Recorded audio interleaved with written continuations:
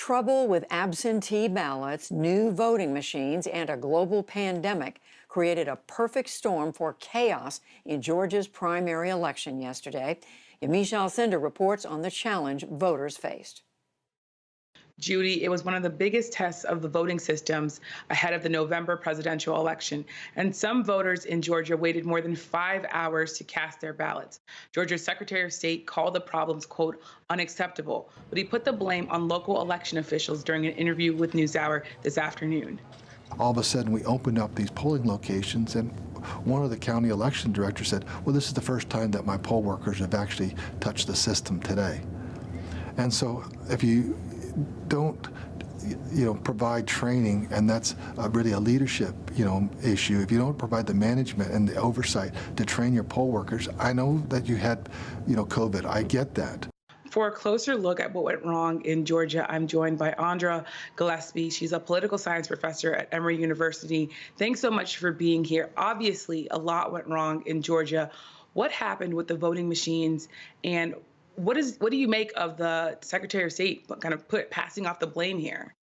Well, in short, everything that could go wrong did go wrong yesterday. So there are a number of things that could happen. One, there are some systemic problems with voting in Georgia. So counties that have often had bottlenecks like Fulton County continue to have them. There's still reports that there are places with large African-American populations that saw long wait times and perhaps didn't have the staff or the machines to be able to facilitate voting. And then on top of that, we have the problem of COVID-19 creating additional procedures that we're going to lengthen the time of voting, that we're going to require people to stand outside for long periods of time.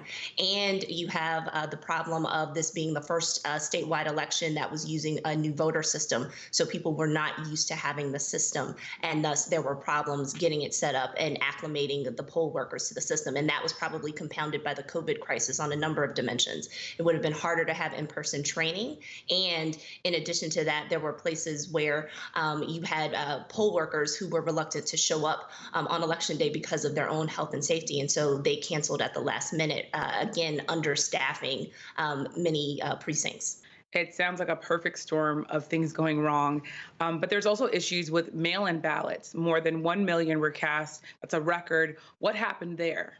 Well, in particular, in Fulton County, there were a number of people who requested absentee ballots who didn't receive them in time to use them and to turn them in time for the election. So some of those people ended up having to stand in line as well. But they also had members of their own elections board staff come down with COVID-19. One actually passed away, and so that actually caused the office to close down for a period. And so they were overwhelmed with these absentee ballot requests. And so it doesn't seem like they were actually able to get a handle on things, in time for some people to be able to get their ballots.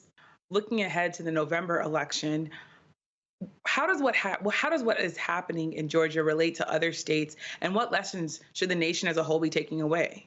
Well, this was a dress rehearsal for November. We expect that COVID is going to be with us in November, and that more and more people are going to want to vote by absentee because it's safer and it's more convenient. And judging by the lines that some people experienced in Georgia yesterday, some people actually think that it's a more efficient way to run. So the state of Georgia and other states that are not used to having most of their electorate vote by mail are going to have to figure out how to refine their processes so that voters get their ballots in time, so that they are returned in time, so that the instructions are clear. So in the state of Georgia specifically, this is a moment of reckoning. This is a moment where the Secretary of State's office and local elected officials need to evaluate what went right and what went wrong with their procedures yesterday, and they need to try to fix as much as possible. And the recriminations back and forth with local and state officials pointing the finger at each other probably isn't helpful. There's plenty of blame to go around.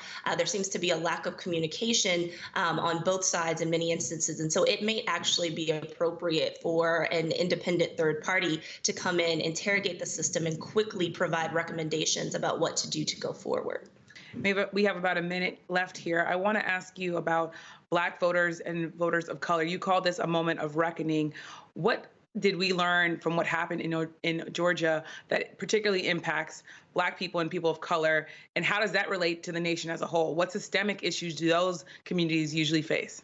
So there were procedural issues and there were systemic issues. So I don't want to just chalk this up to voter suppression writ large. I don't think that that actually explains what's going on there. I think the charges of voter suppression come out because some of the precincts that have historically had problems with high turnout and a few machines or machines that don't work seem to be the places where there were problems again yesterday. And so we do need to ask ourselves whether there is a particular bias that routinely undercounts and underestimates the number of Black voters that are going to be showing up in some of these minority serving districts. We need to figure out whether or not we need to reallocate resources and reallocate machines to these precincts so that they don't have these long lines in voting when there are other places that didn't have the same problems with voting. A moment of reckoning. Thank you so much for joining me, Andra Gillespie of Emory University. Thank you.